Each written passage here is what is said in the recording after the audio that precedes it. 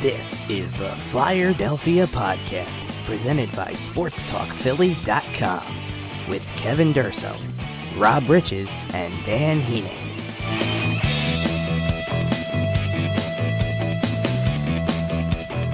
Hello, Flyers fans, and welcome into another episode of the Flyerdelphia Podcast, part of SportsTalkPhilly.com. I'm your host, Kevin Durso, joined by Dan Heaning. Rob Riches is unable to be with us this week. If you are listening live, we do thank you for tuning in tonight. Well, what a difference a few days makes. Rob and I were on last Monday, and the next day kind of just felt like one of those typical Flyers days. You know, the way that game progressed, and we're going to talk a lot about that game against Nashville later in the show. But in the two games since, this is a feeling that we have not really had in quite some time regarding this team. Yes, they went on a 10-game winning streak last December, and things were good, and there was a good energy surrounding the team, but this is October. This is the team we're always talking about when it comes to bad starts, trying to avoid the slow start, avoid getting behind the curve on how other teams are performing, because making up points later in the year is arguably the tougher task. So let's start here. And where we are at this point. So last week, Rob and I were talking about the first three games of the Flyer season: a win in San Jose, a shutout loss in Los Angeles, and an overtime win in Anaheim. The road trip concluded with a real gut-wrenching loss to the Nashville Predators, a game we will, like we said, we'll certainly get into later in the show. But since then, 2 wins. Not just any wins, these are convincing blowouts that the Flyers have given the home fans in 2 home games on Saturday and Tuesday. Saturday against the Washington Capitals, Tuesday against the Florida Panthers. So with a 4-2-0 record, you could say the Flyers are certainly off to a quick start. That's their best record through 6 games since the 2011-12 season, when they opened with a 4-1-1 record through 6 games. So, Dan, what do you make of this quick start to the season? Because this is sort of unusual territory for Flyers fans in recent years. It is, and the quality of competition they've played, too, hasn't been anything to sneeze at. The 3 California teams, obviously San Jose is struggling right now. LA looks like they've rebounded. They're boring as all heck, but they're still a competitive team. San Jose kind of gave away their game. And then Anaheim is always, a tough out. And then you had Nashville with the defending Western Conference champion, and that was a back-and-forth type of game, too. So, and then you go out in your home opener, and you absolutely wreck the Washington Capitals, 8-2. I didn't believe what the score was half of the time. It's like, no. It's the other way around, right? Because that's how it's been for so long. It's like, no, the Flyers get blown out 8-2 by the Capitals. They don't win 8-2. Yeah. And then last night's game against Florida, I made a joke about this on Twitter. I forgot they were playing the Panthers the whole time. Like, not the whole time, halfway during the game. I'm like, oh, right, they're playing the Panthers. Because it was just all Philly the entire time. In those last 2 games, I don't know if it was just that the Capitals and the Panthers were just absolutely atrocious, or the Flyers were just that dominant, or maybe like a combination of the two. Yeah, I mean, let me say this, because I was at Wells Fargo Center for our coverage of Saturday's home opener, and I walked out kind of with the mindset, what exactly did I just watch?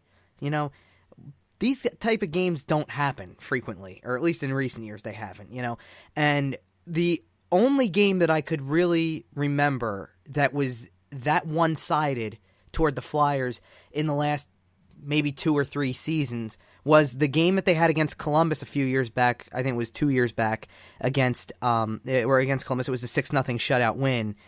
Radko Gudas had scored 2 goals. It was really just kind of a wild, crazy game. Gudas's 1 goal came from center ice. It's like, that was one of those nights when everything was clicking. They were rolling, and they were in control from the start. But Washington really is an intriguing team to have that kind of performance against. Yes, the Capitals were they were on the back end of a back-to-back and on, playing their 3rd game in 4 nights. You can't, schedules are schedules. Whatever a team's dealing with, you have to take advantage. But I hadn't seen anything like that in quite some time, any performance quite like that. It's been pretty rare over the course of the last 2 years to sit there and say it was a completely dominating performance. And for that to be the Flyers' home opener was certainly something kind of unexpected. The bigger thing to me, though, and Dan, I'll see if you agree with this, was them following up such a big game with another one, because sometimes they have those games and then it's back to the letdown. They don't come out as strong. They get behind early. They don't know how to respond. This is something different for them to come out, play, kind of play a little bit of survival mode in the first 10 minutes of that game against Florida, then settle it in, get out of the first period with a scoreless game, even though the chances were, and the chances favored Florida much earlier in that part of the game because they were willing to shoot from everywhere. They definitely had tons of shot attempts and shots on goal during that first period. But then the second period from then on was all Flyers. Yeah, absolutely. To be able to go and have an 8-2 game and then follow it up with a 5-1 game, it's almost unheard of. Like there's a secret rule that I live by that once you blow out a team, you lose the next game. And so for the Flyers to be able to continue playing at that level, yeah, they had a rough stretch at the beginning of that. But Michael Neuvirth is apparently, back because his two performances have been very good for the Flyers, even though one was a loss to Los Angeles. And it was actually very impressive that the Flyers were able to take advantage of some of the matchups. That first line of Couturier, Giroux, and Voracek was absolutely able to abuse Madison Bowey and Dmitry Orlov in that game. They had no response for the way that line was producing. There was that one play, I think it was Sean Couturier's second goal of the night, where Orlov and Bowey just stood still and just watched him score. Like nobody tried to stop him. Like it was from around the back. Mm-hmm. It was absolutely incredible how they were both deers in a headlight, and I would expect that from a rookie, but not Dmitry Orlov. And then last night, as I said before, it was like I completely forgot Florida showed up. Like in the beginning, like I watched the extended highlights on NHL.tv just recently, and I was surprised they got 40 shots or 41 shots. Neuvirth made 40 saves in that game, and I'm like, there were a few of them that were really good. That Neuvirth it swung the game in the Flyers' favor, especially in the first period. But if you go and you watch those extended highlights, you won't see anything in the Flyers' end for the entire second period. That's how dominant the Flyers were, especially in that period. Yeah, there was one really good chance Florida had not long after Couturier's goal to open the scoring, where Neuvirth came across to his right and made a nice save. It actually kind of leaked behind him, and Robert Haig was on the spot to kind of push his pads together so that they got the whistle there. But that was really the only notable scoring chance that Florida had in the second period. They certainly picked it up again in the third period a little more. But, and I do, to your point, Dan, about Couturier's second goal from Saturday, the one that kind of surprised me, I mean, I watched those two and that pairing struggle all night anyway, but after that one, Giroux's second goal of that game, Jay Beagle just stood there and watched a rebound come out from his goalie that went pretty far up into the slot area there, and he's the guy who's on Giroux. He just stood there watching it and kind of like, oh, yeah, maybe I should skate after this, and try to clear the rebound out. And Giroux was already there to try to put a shot on goal, and he scores on it. So, I mean, that was the 8th goal of the night. And just when you thought they couldn't follow it up with anything else, it was, after coming out of the second period with a 5-2 lead in that game, it's 6-2, 7-2, 8-2. How much more was there going to be? It was just unbelievable. They called attention to it on last night's broadcast, but I didn't really put it together when it happened that Scott Lawton's goal against the 2-1 goal against the Washington Capitals was eerily similar to Mike Richards' goal in Game 6 of the Eastern Conference. Game 5 of the Eastern Conference Final against the Montreal Canadiens. I actually tweeted it from our account not long after it happened, from the Flyerdelphia account. And had a bunch of people responding back, either liking it in agreement. A couple people said, I was just thinking the same thing. It really was. It was the same type of play. Same periods, the same end of the ice, literally the same shot angle kind of with the backhand. It was so similar, shorthanded goal. Yeah, I mean, everybody was kind of thinking it. And I used the term, instead of going exact and going Game 5 of the 2010 Eastern Conference Final, I just put circa May 2010 in there, but everybody got the point. So, yeah, no, I can't believe how similar it was. It felt like that's what I was watching. A little bit of poetic justice, too, for Scott Lawton, because I think it wasn't the last pro game he had played, but essentially in the 2015-2016 season, his season was ended in that Washington Capitals series. He had a pretty scary injury. He went right into the boards. I can't remember the Capital that crushed him. But that was it. And then he didn't make it back onto the Flyers roster last season, obviously. I think he played a couple games, but not much, and got sent right back down. Yeah. So for him to come back up and play that well and score that type of goal, and then that absolute twisted wrister, as John Butchergrass would say, just absolutely roofed it. They called it exactly right on the telecast. It was a perfect shot. There was no other place he could have put it. It would have been a 100% goal. So it was a great game by Scott Laughton and that fourth line in general. Yeah, that was in terms of just a shot. That was probably the prettiest goal of the night. I mean, if you want to go by setup, then the prettiest goal of the night was Valtteri Filppula's goal, because the passing on that play was just brilliant. Simmons to Wheel to Filppula for the goal. That was the fifth goal of that game. I mean, see, this is the thing too. Talk about unfamiliar territory for fans watching this. When was the last time we've had to talk about, hey, we got to actually point out this was the fourth goal, this was the sixth goal, There's so many goals that we can analyze from this home opener. It's just crazy. And it's also, when was the last time you could look at this team and say, wow, they have 4 lines that are genuinely good. Yeah, like maybe absolutely. Like there's a few that are better, but the last time I can remember, it was the last time they started out this quick was 2011, 2012. Yeah, when they had those 4 lines, and Sean Couturier was their fourth line center. That was the first line center. Yeah, I mean, I noted in Saturday's game that they had goals from the first line, the second line, a shorthanded goal. The first power play unit had scored a goal. Later on in the game, with Laughton second, the fourth line was in on it. And talk about getting scoring balance, and then go back to the Tuesday night game. Go back to the Florida game they just had. You get a lot, again, that's a power play goal that Giroux scores. Gostisbehere's goal comes with kind of, I believe the second line was still on the ice, I believe. I know Simmons assisted on it. I don't know if they might have been in the midst of a change, actually, at that point in time. And you get all these other lines in there. Dale Weiss scoring a goal. That's the third line in action. An incredible pass by Nolan Patrick, too. Yeah. I didn't know if he did that on purpose when I first saw that. I had to go back and watch it a couple times. Like, no, he did that by mistake. Like, no, he did that on purpose. Yep. And to be quite honest, that's one you can't watch that just once. I mean, it was so impressive, because realistically, you sit there and you think, okay, so Konechny doesn't score, but here's the rebound sitting there, and anybody, would be thinking Nolan Patrick's going to shoot the puck.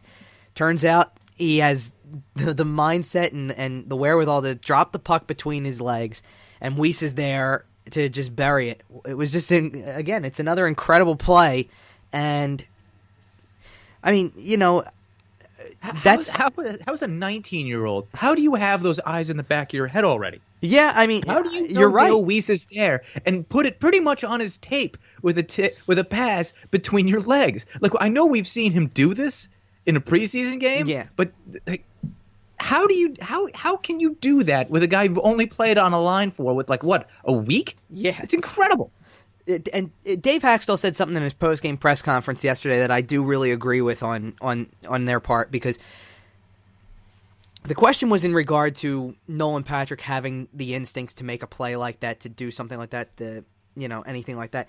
And Hakstol said something along the lines of, well, he's made plays like that before. That one just happened to result in a goal. And he's right, because go back to the very end of the Anaheim game, end of regulation, and he makes a nice backhand, kind of almost behind the back pass to Konechny that, if not for John Gibson, ends up being your game winner in regulation. He's got this instinct about where to go, where to send the puck. He's trying that kind of stuff a lot, and it's so far so good. I mean, look, let's not get on his case for having 1 goal and 2 assists through 6 games.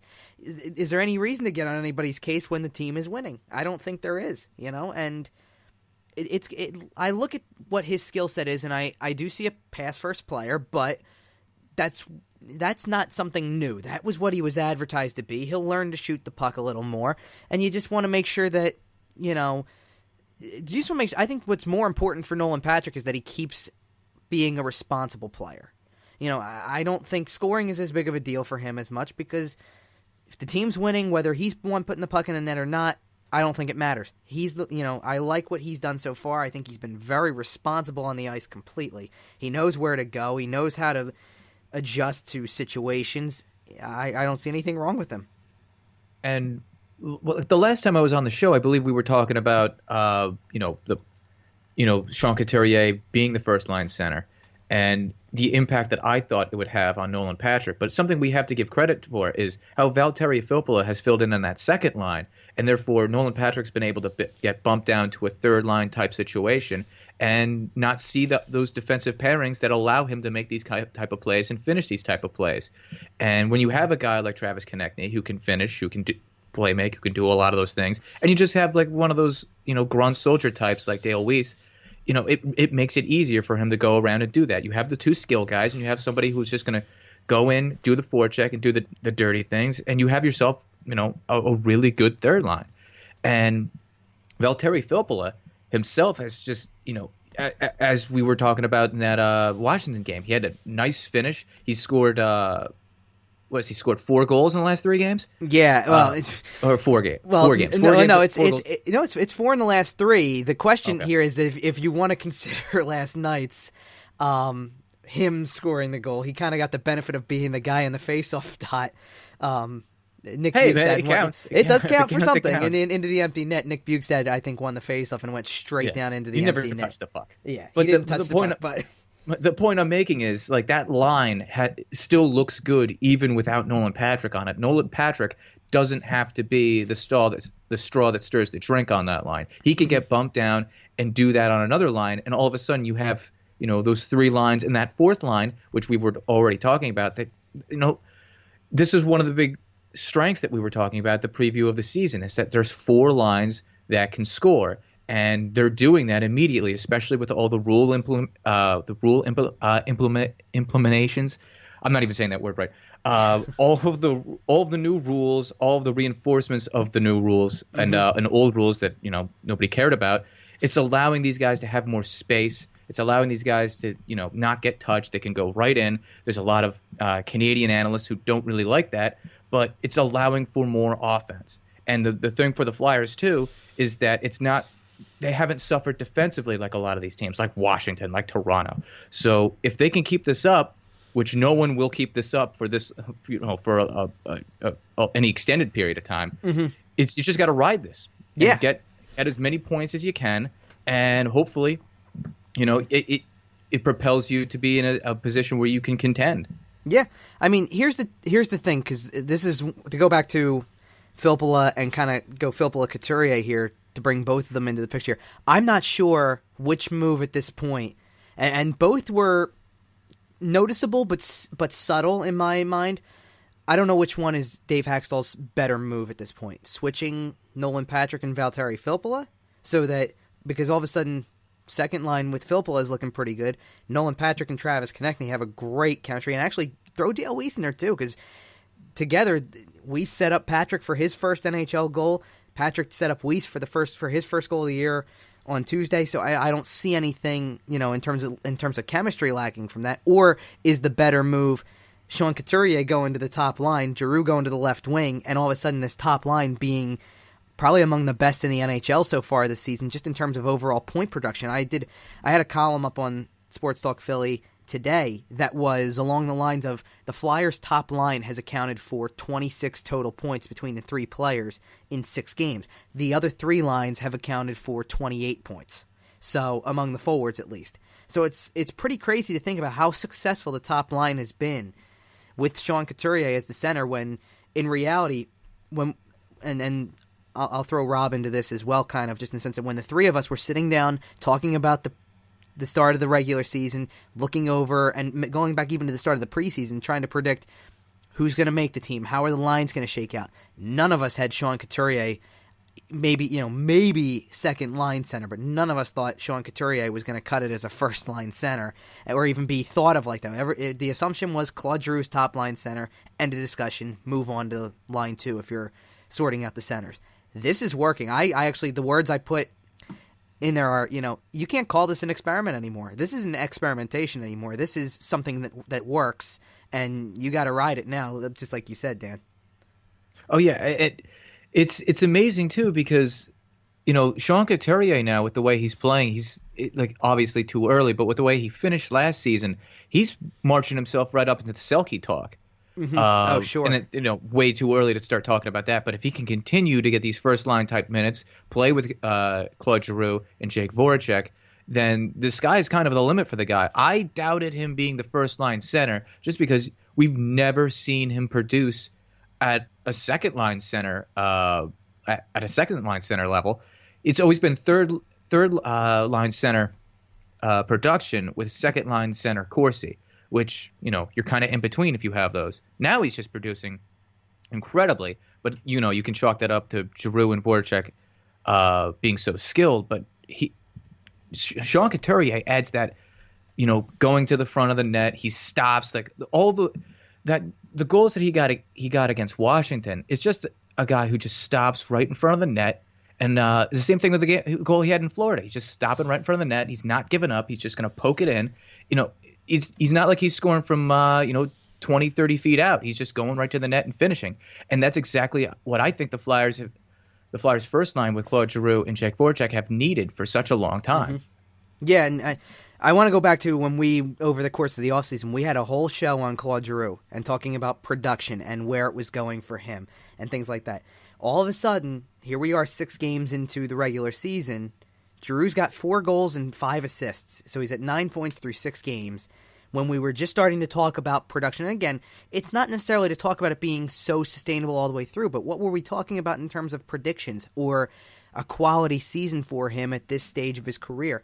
Was the target maybe to try to break 70 points? That sounds doable after the 6 games like this. I mean, it's way too early to tell, but you're sitting there going, Giroux at least looks like he's back on an even strength level because of the way that Couturier is helping drive that line.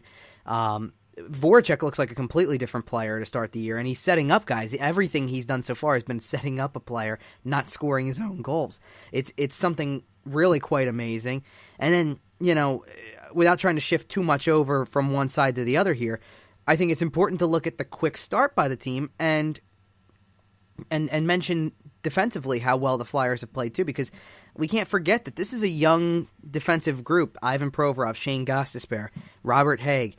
They've gotten Travis Sanheim into a few games, probably not as many as most fans would like, but he's played 3 games. It's certainly notable that he's played at all, quite honestly.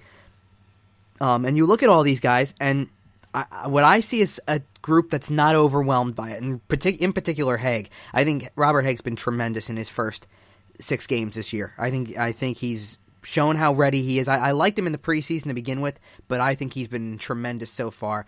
You can't say enough about the way Ivan Provorov plays. I think, I can't believe that Ivan Provorov is in his 2nd season with the way he does some things out there. And Shane Gostisbehere looks like he's back to form, just with the way that he's able to jump up into the play. He's been more offensively active so far. The way that they structured the power play has allowed Gostisbehere to also be in a position to get shots through, to get shots that may be deflected in front of the net, things like that. So far, this is the thing. What can we tell you? And granted, we're going to have a segment later on where we get a little negative with things. It hasn't been all perfect so far. But there's not exactly a whole lot to talk about that's negative. No, absolutely not. Because as you touched on, Shane Gostisbehere, he's got a goal, 9 assists already, 10 points. He's tied for the team lead with Jake Voracek's got 10 assists. So it's incredible how well these young defensemen have played. Ivan Provorov, if you're not looking for him, you're not going to notice him because he's so damn responsible in his own zone. And then Robert Hägg is pretty much just an Ivan Provorov Jr. at this point. It's just they're so steady and calm. You believe these guys were in the league for 10 years, not 2 and 1. So it's incredible. It's incredible that these guys can actually play this well defensively. I think it's going to catch up with them at some point because there have been lapses. And obviously that's a game we're going to get into, that Nashville game where they had a ton of lapses. Mm-hmm. But for the most part, when they're playing teams like, they played teams like Washington and they played Florida last night, their defensive lapses didn't cost them because either the goaltender made the save or the Flyers were up by 4 goals at the point. Yeah, and even I look at every game so far to this point, and the season opener was going to be a mixed bag of sorts because everybody's on edge a little bit. It's first game, all that type of stuff.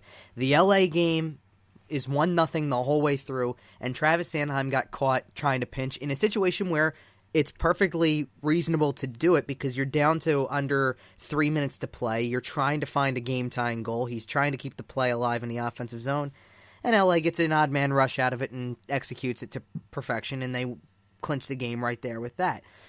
The game against Anaheim was well defended, when you consider that there was one lapse that ended up in the net and one that was their other goal was off of a shorthanded rush that probably should have never happened. It was off of a bit of a bad zone entry.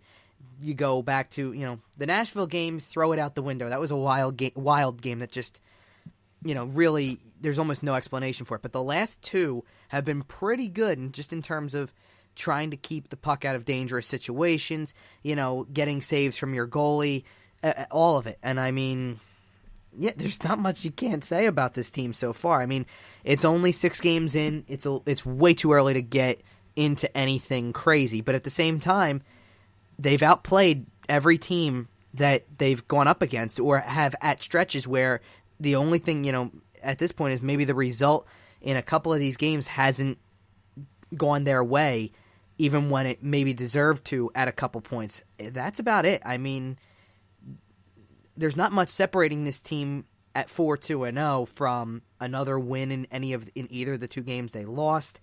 I mean, like we said, the Nashville game is another story, but you're down 1-0 for most of the game to Los Angeles.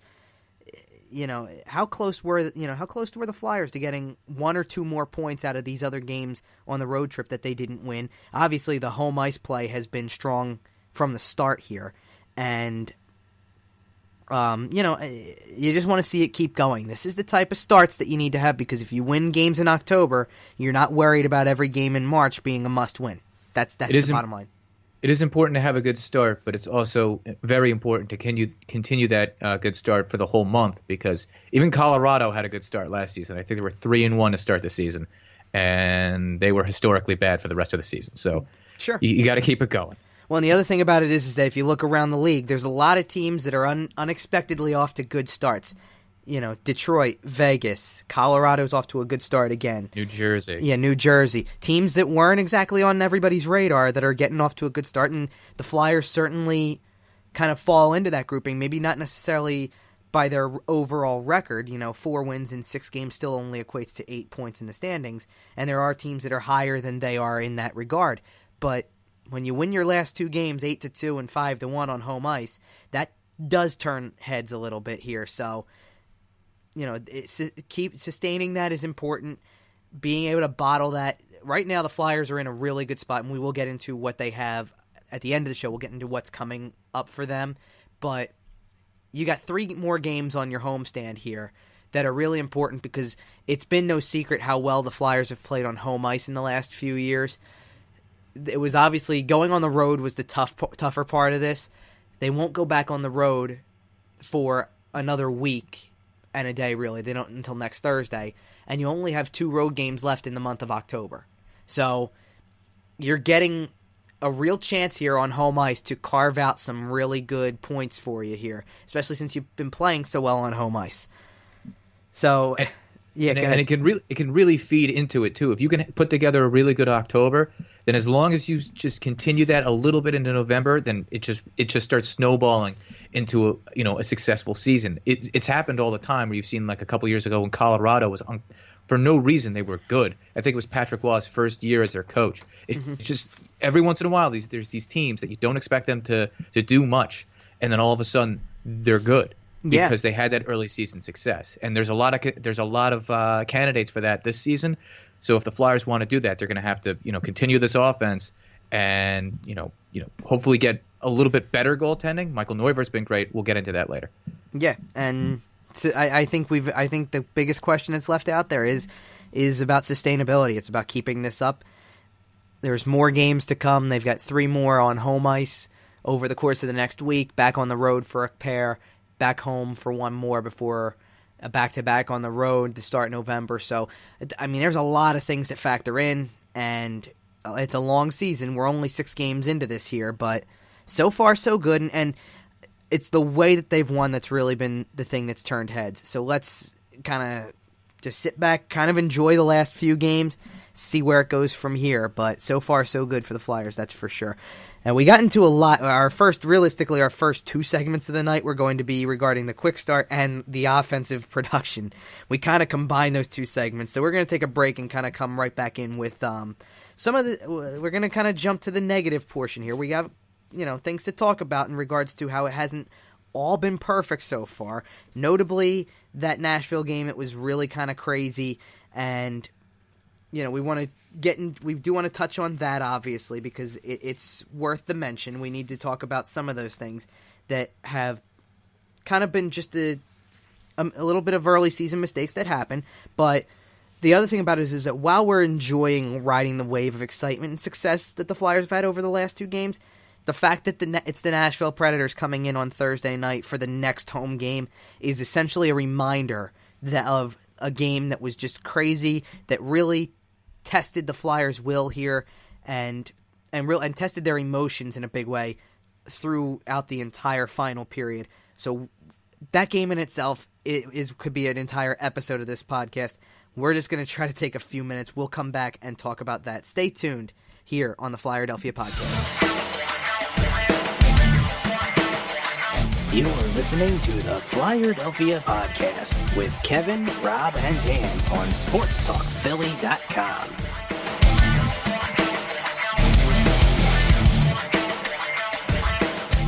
Back here on the Flyerdelphia Podcast, and while the last 2 games have been essentially perfect for Flyers fans, lots of scoring, depth scoring, strong skating, outplaying teams, it's all been a part of this. But Thursday night's game against the Nashville Predators coming up is going to serve as a reminder of one game early in the season that probably got away from the Flyers, and it's time for us to take a little bit of a closer look at that one now. And let me start off by giving the backstory here of this wild game it was in Nashville. It's the Predators' home opener. They're raising the Western Conference Championship banner. It's the first of its kind in their franchise history. They get a first-period power play goal and then later turn that into a 3-0 lead with 2 more goals in the second period. That's when the Flyers start to turn it on.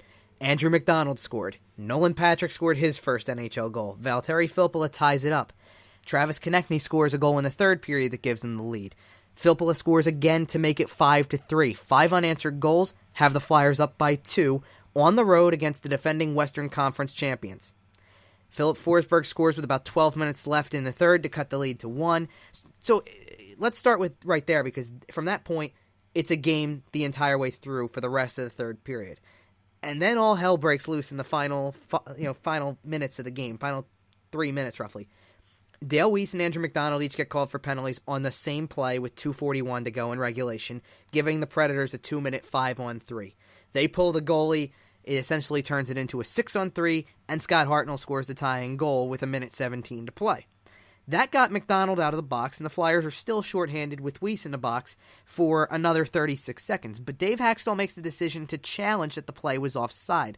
The Flyers lose the challenge, and as a result of the new rules in the NHL this season, a failed challenge for an offside call results in a delay of game penalty. So the Flyers go back down by 2 men for 36 seconds, with another man in the box for the remainder of regulation.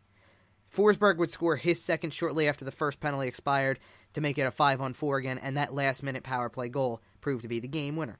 So here's the big discussion here. We can spend hours arguing about whether or not there was, whether you challenge there, whether it's more important to go for the challenge because it's the more exciting thing to do or whatever. Here's what I know. Regardless of what you think about the rule, it exists. And you have to know the risks of that before making that decision and be 1,000% sure that you're going to win that challenge in that spot. And so, Dan, what are your thoughts on the decision that Dave Hakstol made there? At the time, it's interesting because in hindsight now, we're going to look back on this game knowing how the last 2 have gone, and it's a little bit easier to take probably. But at the time, it was probably the most infuriating loss the Flyers had in quite some time. Well, in hindsight, Dave Hakstol is wrong because he shouldn't make that decision. Mm-hmm. But at the time, I will steadfastly on this opinion. I will never give a guy any kind of guff, any kind of flack for trying to win a damn hockey game. because you could see the writing on the wall as soon as McDonald and Weiss took those penalties. This was going to be a tie game. And so what Dave Hakstol was trying to do was just get out of Dodge with 2 points. So he challenged it. He was wrong, and he leaves with no points. Obviously, nobody liked that. I remember saying at the time when I was watching that, it's like, yeah, you got to challenge this. You got to challenge this because you have to get out of here. There's no guarantee if it's 5-on-4 that you kill off that remaining 38 seconds. There's no guarantee that you get out of regulation with that point. So Dave Hakstol was essentially coaching like a service academy football team or just like an underdog in college football. It's like, yeah, you're down, or you just scored a touchdown to tie the game, so you go for 2 to try and win it because you don't want to risk it, or you want to risk it. You don't want to go into overtime with a team that's better than you. So essentially, in this regard, I give Dave Hakstol a lot of credit for, first of all, having the intestinal fortitude to make that decision. It was a wrong decision. It was a decision that if he probably could go back and be a little bit more conservative with his decision making, he probably would just take the point. But there's, again, no guarantee that would happen. I don't think there was anything wrong with it. It was just, you're right. You have to be 1,000% sure. But he was just going with that, I guess, that coach, that gut instinct in that situation. Yeah, I mean, here's going to be my point with it, because I disagreed with the challenge, and here's the reason why. Basically the reason is because of the new rule. Because to that point, the Predators' power play was 2 for 2. And with Hartnell's goal, the game's tied. So it's not like this decision is going to restore a 2-goal lead, or it's the potential game winner, and it's going to keep you clinging to the fact that it might be a tie game, and if you can somehow get that goal called back, you're back in a tie game situation. The game was tied. You're a minute 17 away from overtime. And, to me, you just have to be so sure of it, and at that point you would need to kill off a 5-on-4 for 36 seconds. Even if the Predators' power play is 2 for 2 on the night, you really don't think that you can do that? This is a guy who's had faith in his penalty kill when it was Pierre-Edouard Bellemare and Chris Vandevelde leading the charge. Dave Hakstol as the head coach has to know that rule and put the focus on... I don't want to say put the focus on getting the game to overtime, because that's not the way that you approach the game either. You do approach the game to win the game. Not trying to be Herm Edwards here or anything like that, but you do approach the game to win the game. That's the point. But in a game, see, I do turn it to the fact that this was a game in Nashville, a Western Conference game. It's not a game within the Eastern Conference. It's not a game within your division. Even getting 1 point is a little bit of a victory. It wasn't a 4-point swing game as the players like to talk about. When a lot of players talked about the Washington game that way and why they played out the 8-2 win and through the third period the way they did. That's 2 points they can't get back, and 2 points that we earned. That was the message coming out of the Flyers locker room. And so this was a game where you can value any points, because your playoff hopes don't hinge on what the opponent does. Whatever Nashville goes on to do for the rest of the season or in that game doesn't affect where you go. So even if you do take the point, if you take it if that's all you can get. But to me, you try to kill off the 36 seconds, finish off the 45 seconds that were going to be left after it, and then try to claim the game in overtime. I've always liked the way the Flyers have approached 3-on-3 overtime, especially now that their speed factor is much better than it was before. I would have liked to have taken my chances in overtime and seen if you can get out of there 5-5, maybe you can pull out the win and make it 6-5. It's a tough call, because you got to remember, what do you have? 20, 30 seconds to try to make that decision, to try to make sure you're 1,000% sure. It's quick. You got to be quick with it. And I do give Dave Hakstol credit for essentially with that move saying it's kind of like the 2-point conversion analogy. We're going for the win right here. Either this is going to work or it's not.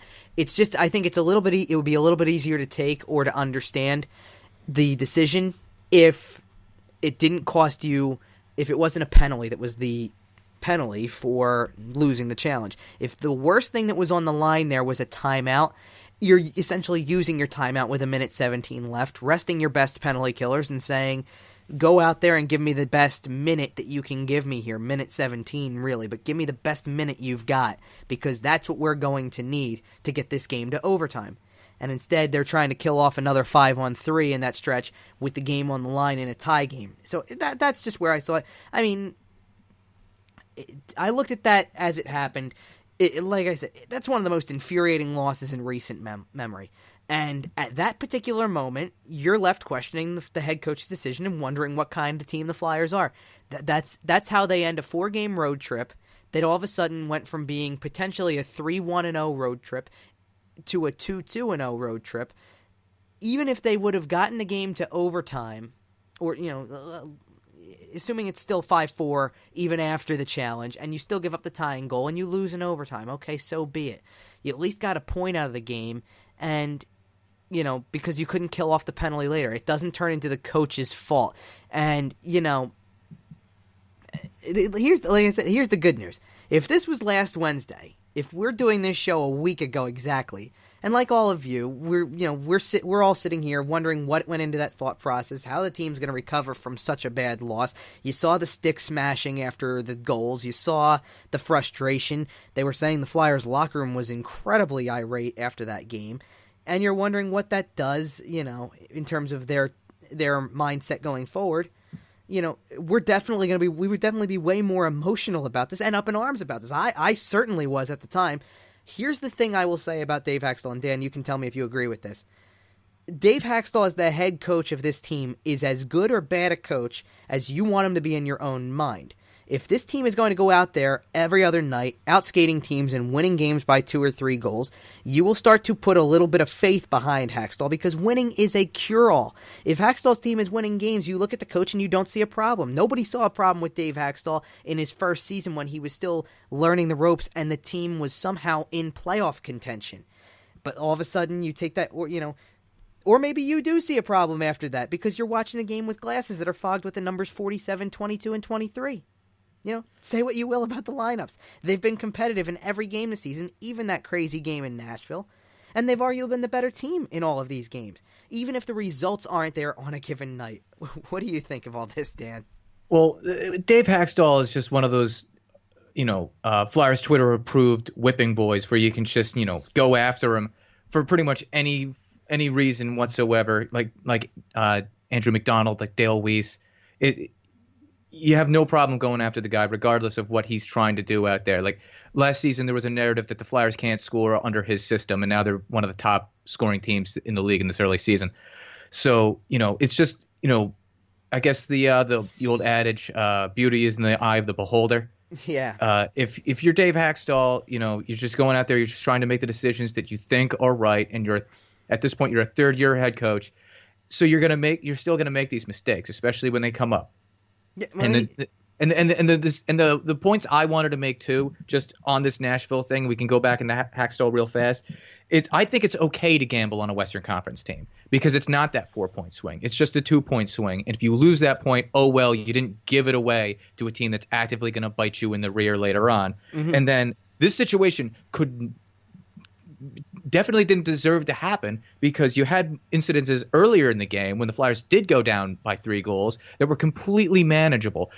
Claude Giroux absolutely dogged it on a back check. I think it was the 3rd goal, where his controller was disconnected and he didn't even bother to back check on that play. And it was a goal for Nashville. And then I think it was the goal before that, the second one, where Brian Elliott, I don't know what in the hell he was doing there because it was a long shot. Could have just gloved it and dropped it off somewhere. The first Hartnell goal, yeah. Yeah. It was if one or both of those goals don't happen because they actually play those plays right. Dave Hakstol doesn't have to make this decision. And even if Andrew McDonald and Dale Weiss make those mistakes, it still doesn't have to happen because he still has an extra goal to play with. Right. And it's not shifting the blame over to that. But to me, Nashville was a complete team loss. You don't go down 3 goals because of one player, 2 players, a head coach. You don't blow a 5-2, 5-3. 5-3, I just said 3-0. A 5-3 lead because of one player, because of 2 players. Yeah. You do it as a team. And so if you're going to lay the blame on Hakstol or McDonald or Weiss or whatever you want to do, you got to take in mind that Claude Giroux made mistakes earlier in the game. Brian Elliott made mistakes earlier in the game. A lot of guys made mistakes earlier in that game as well. Yeah, and I'll even throw another one in there for you because I'll agree with you on the second and third goal there. I thought Philip Forsberg's first goal, that was the fourth one. You can't let a guy beat you down the ice like that. You know, there was nobody back after a goal. Yeah, on a shift after a goal. There was nobody back. I can't believe that you would just let a guy and of that kind of quality. Everybody knows. But if you had to have been completely out of touch with the NHL during the playoffs last year to not see what kind of a player Philip Forsberg was for Nashville, he's an incredible player, has a great shot, placed both of the shots on his two goals perfectly to the point where you almost can't look at Brian Elliott on those two, but you can look at a lot of other things on those. I mean, the last two are the last two in that game. You're short-handed. You can't blame you can't blame the team for the players for the last two goals because Correct. there were 5-on-3. There's 6-on-3 goals for God's sakes. They can't do anything about that. The 6-on-3 was a joke. I'm just like, hurry up and score so we know what's going to happen. Right. And then the next one at 5-on-4, which it was really 5-on-3 because Dale Weiss had been on the ice for maybe 2 seconds by the time that shot went in. So it's kind of collectively 2-man advantage goals there on those last two. But the first four were, all pretty somewhat manageable in some way. The first goal for Nashville was a power play goal. You kind of tend to throw those out as well. But it was a bad penalty killing night for the Flyers in general too. And I mean, look, here's the thing. That on that given night, I was frustrated with the way that went down. I saw it the way that most people did. I completely understand the frustration, the anger towards Dave Hakstol for making the decision because, end of the day, this is your head coach. He's got to know the risks of losing that challenge. And that possibly costs the Flyers 1 point in the standings and a shot at the second. To me, the irony of the whole situation is that the penalties were on Andrew McDonald and Dale Weiss, and then Dave Hakstol makes a decision like that, essentially getting the delay of game penalty on himself. And the three people that Flyers fans love to complain about the most all factored into a late game collapse and meltdown. How ironic. It's just a perfect storm of worst case scenarios for the Flyers to lose that game and a best case scenario for Flyers fans to absolutely whine about the results of which. Like if Sean Couturier was the one who took the penalty, nobody would be as angry because it was a player that they genuinely like.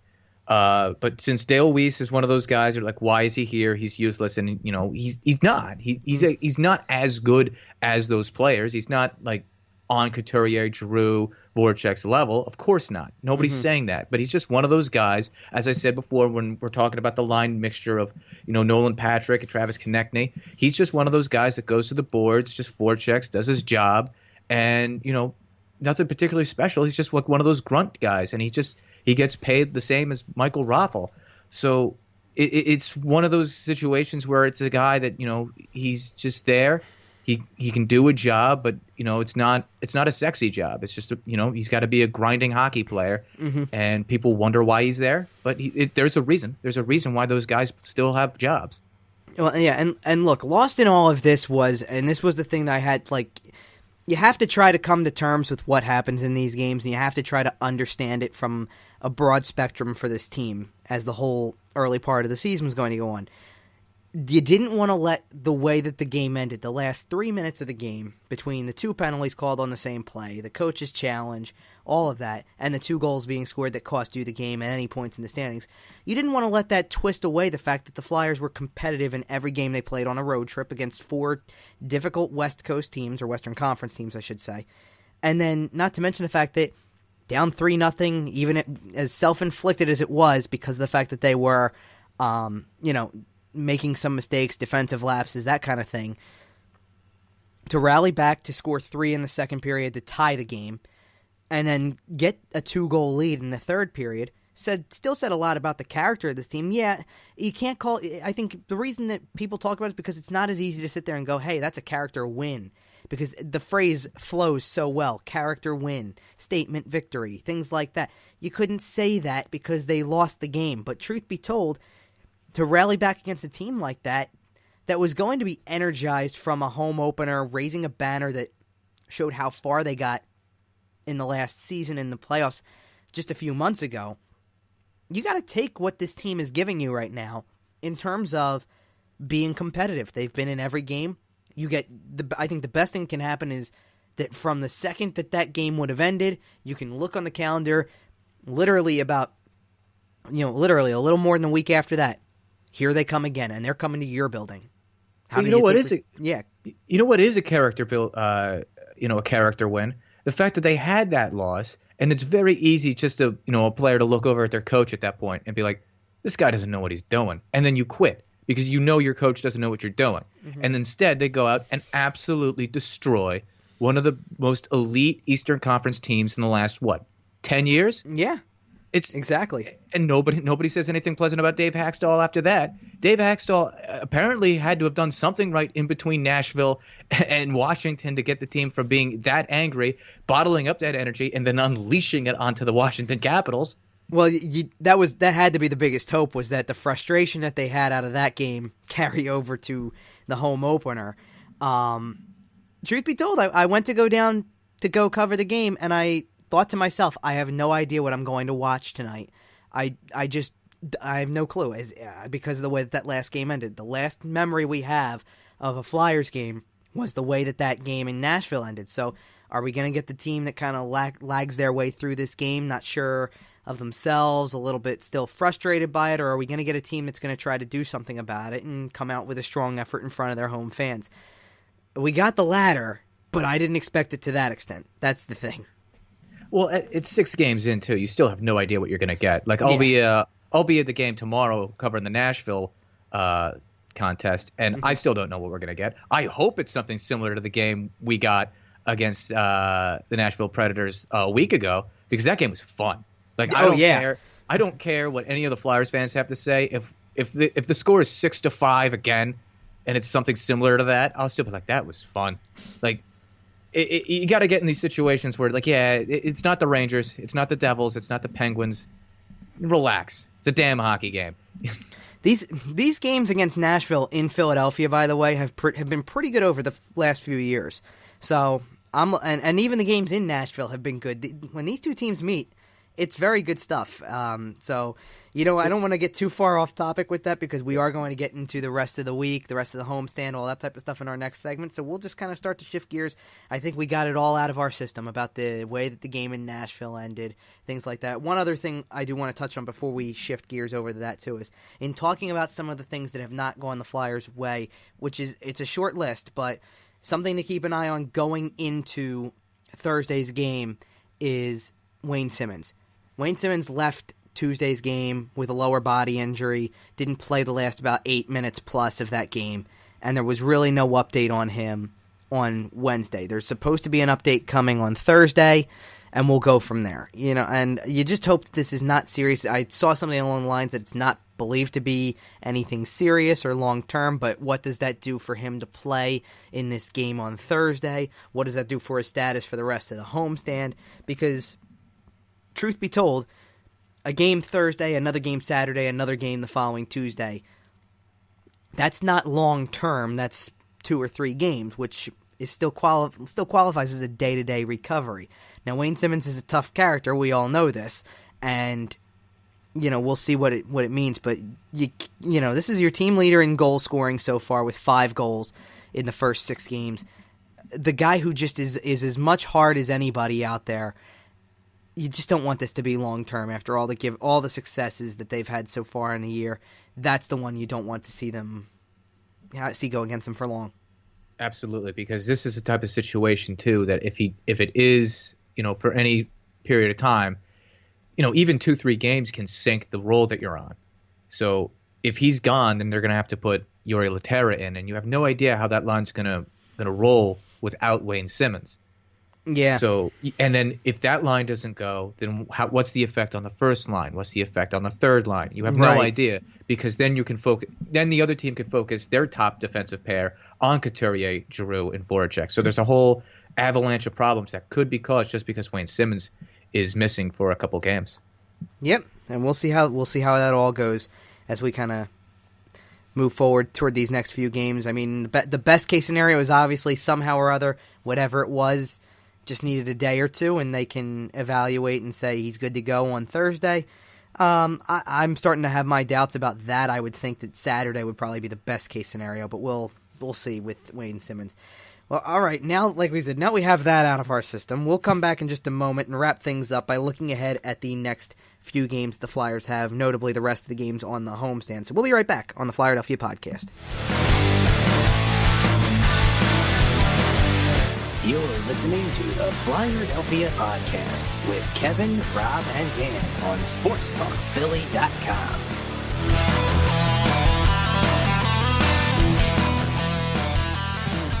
Back here on the Flyerdelphia Podcast, and the games just keep on coming for the Flyers. They wrap up a 5-game homestand with games on Thursday against Nashville, Saturday against Edmonton, and Tuesday against Anaheim. We kind of individually are looking at some of these games. We kind of already touched on the Nashville game a little bit by talking about the way that the game in Nashville was, the way that these two teams played each other. In short, what should we be looking for during the rest of this homestand for the Flyers, Dan? I think what we should be looking for is who's going to be playing in net, because these are not teams that are very well. Anaheim's kind of good defensively. The next two teams are not good defensively, so the Flyers should be able to rack up some goals. Who's going to be in net? Because Michael Neuvirth has been really good in the 2 times that he's played this season. Mm-hmm. Brian Elliott did not play very well against Nashville the last time, so it'll be interesting to see if Neuvirth gets back-to-back starts, if they go back to Elliott, and maybe you start Elliott against Edmonton, because Edmonton can still pot some goals. They're struggling right now, but eventually, you don't want to underestimate Connor McDavid. That's a mistake that will cost you a hockey game. Yeah. So from my perspective, expect goals in the next 2 games, and we got to figure out who Dave Hakstol is going to roll with, and if that's going to cause another goaltending controversy in Philadelphia. Yeah, I wouldn't be surprised to see Neuvirth go on Thursday against Nashville just because of the way that the last game went in Nashville for Brian Elliott. I do see Brian Elliott getting the start against Edmonton just because of some familiarity there. He's played in the Western Conference for a while. Playing in Calgary last year would certainly be a good kind of preparation for that one. You don't want to... that whole game is really intriguing to me, that Edmonton game, just because of the fact that Edmonton has not come out as the strongest team to start their year, but obviously they are among the fastest teams in the NHL. The Flyers have had such improved speed so far. I want to see that up against Edmonton's speed, because I know that 2 years ago I watched a game between the Flyers and Oilers that was at Wells Fargo Center where Edmonton was just skating around them like it was practice drills. So I do want to see that. Knowing Edmonton has some things not going their way right now, there's some injuries. They've been just off in general. They're 1-4-0 in their first 5 games to start the year. For a team that had playoff hopes, seemed like a guarantee for the playoffs, quite honestly. And there were people who were saying, think Western Conference Final, think Stanley Cup. Yeah, think even further than that. This is a chance for the Flyers to capitalize on a team that's discussed as a playoff contender and probably still is. They'll get it figured out in some way, but that's just off to a really bad start. So that game to me is the big one I'm circling right now, because I feel like we know what Anaheim's going to give the Flyers at this point, especially after they lost a game at home to the Flyers. They'll be looking to come in for revenge. The same way the Nashville game for the Flyers is a revenge game, because you should come in feeling robbed of points in the standings and just want to attack the game head on. I agree with you. Scoring probably will still be up. I want to see the balance of that continue, though.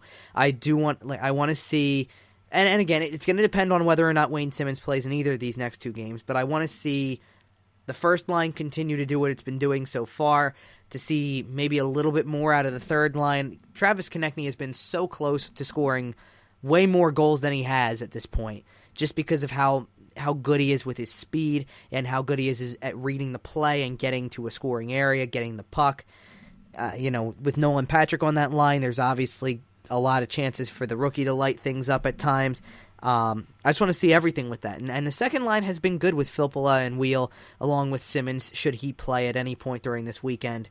Things like that. I just want to see how all of that lines up. You want to see that. And I do want to see, the last 2 games, I thought the defensive consistency has been good. I've really liked Provorov's game. I think Haig's been great through the 6 games.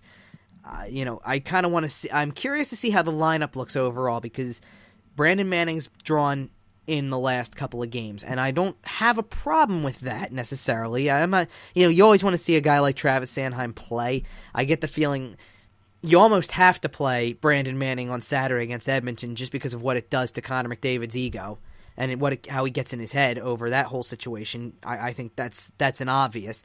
But that's an important thing to discuss too, because if Brandon Manning does play on Saturday, that can also act as a motivating factor, because last season the game in Edmonton kind of turned the Oilers' season around. They weren't, playing particularly great, and they credit that win against the Flyers as the game where the team kind of came together and allowed them to go on that run. So is Brandon Manning that kind of, guy haunting Connor McDavid's dreams anymore? Or is it that kind of thing like they see him and their eyes turn red and they start playing like that team that went to the Western Conference Final last year? Yeah, I mean, it's all going to come down to that kind of. And I don't like, and the thing is, truthfully, I don't like using that as a narrative. I really hate that narrative because it was an incidental play that even made people completely fabricated by a certain prominent hockey telecaster in Canada. Yeah. But, I think first things first, you want to see a strong game against Nashville just because of the fact that now this is a team that's on a roll. Given the last couple of games, the way they rebounded from the loss in Nashville. Now you get the Predators again, let's not mistake something else here. The Predators came into their home opener not exactly playing the best hockey either. And what a win does for some teams. All of a sudden, Nashville's been winning a few more games. They've looked way stronger in those games. They're coming off of a win. Rene's looked really good in those games too. Yes, he wasn't good against Philadelphia, but he was great against Chicago. He was good last night against Colorado. Yep. So his save percentage is up. Yeah, and in reality, too, go back to that game against Chicago, Nashville probably should have won that game because the game-tying goal was really kind of a bogus goal. Just because of the fact that Matt Irwin had his stick yanked out of his hand and thrown to the corner of the rink by one of the Chicago players, and it led to Patrick Sharp's tying goal, and then Chicago won in overtime. But Pekka Rinne was excellent in that game to that point, and really there wasn't much he was going to be able to do about that goal that tied the game. Game winner was a little tip in front. But you go back, and that's the way Nashville's been playing. Nashville was just like the Flyers were after the game last Tuesday. They didn't have another game until Saturday. So they come out and look really strong in Chicago. They didn't get the win. They lost in overtime, but that was a strong game for them. Not as high scoring, but defensively they were back. And here's the other key factor to that. Not only has Pekka Rinne been playing better in goal since that game against the Flyers, one piece that the Predators didn't have in that Tuesday game, they had back again. Roman Josi was back in the lineup. And Roman Josi had a tremendous game in that game against Colorado. Had a power play goal that stood up as the game winner. Nearly had a second power play goal at the end of that game. Just something to keep an eye on now. This team is kind of getting that feeling back, that feeling that carried them through the playoffs. There's still a lot of things that they're working on themselves, and if you can kind of neutralize their big scores, because lately it's been a lot of Philip Forsberg, a lot of Victor Arvidsson. Ryan Johansson still doesn't have a goal yet on the season, but he's getting closer. Defensively, Josi jumped in with a big game after 2 not so very good ones to start the year, and then missing the next, I guess it was 3 for them. So you've got a lot of these here where you're going to start to get, you're going to get a team that's almost at full strength at this point. So this is a good test, because after Josi didn't play in that game against Philadelphia in Nashville, you're going to get pretty much their best coming at you. The Edmonton game, like I said, is just intriguing because of the speed, the Connor McDavid effect in general. Whether or not, and I believe at this point it's been a given that they're not going to have, because I think Leon Draisaitl's on long-term injured reserve right now, which forces him to be guaranteed out of the lineup, which truthfully, given the way that, at the very least, the way that game went in Philadelphia last December against Edmonton, Draisaitl was all over the place in that game. So that kind of counters some of it. But Edmonton's got so many pieces. Even if you want to stick with Milan Lucic, Mark Letestu on the power play has picked it up by getting a goal. They have a lot of things. Their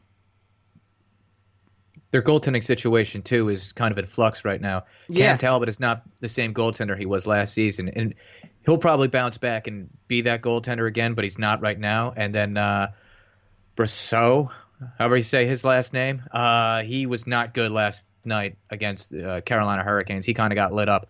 Mm-hmm. So if you're the Flyers, you can definitely take advantage of a goaltender with no confidence and a goaltender that just played one game and got lit up. Yeah. But it's also very important. These next 3 games are at home. They're winnable games. You proved that you can go toe-to-toe with Nashville. You proved you can beat Anaheim. And Edmonton is ripe for the plucking.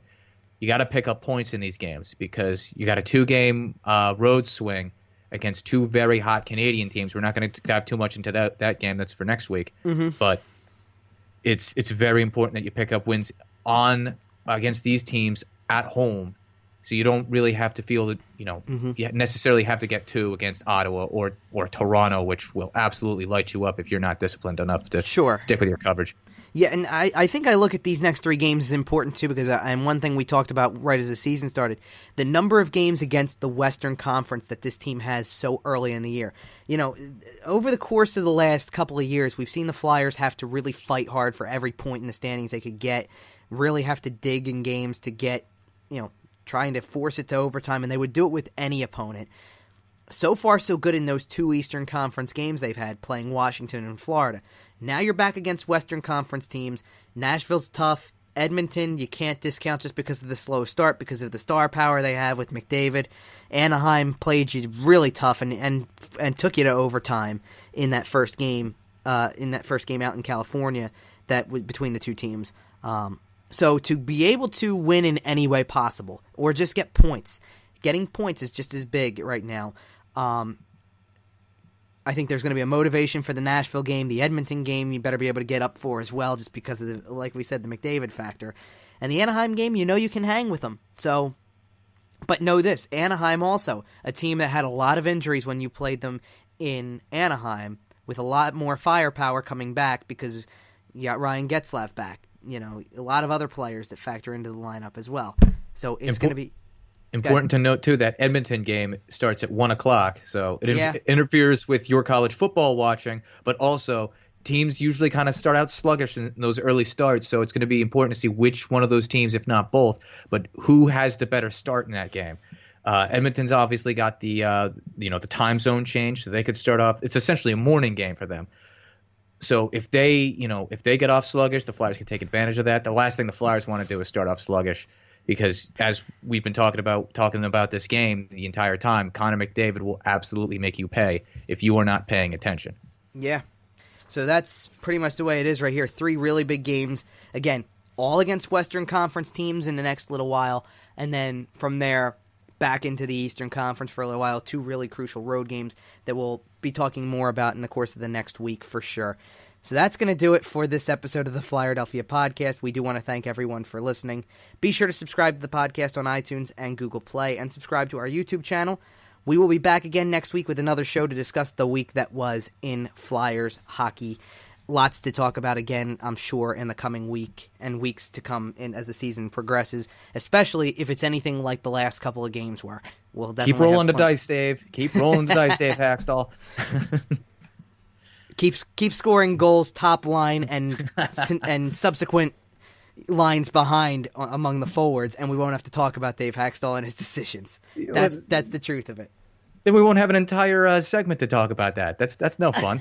The entire segment to talk about everything that goes completely towards the fuel for complaining about the same people, basically. Yeah. Well, I think a lot of us would trade that for a successful hockey team, though.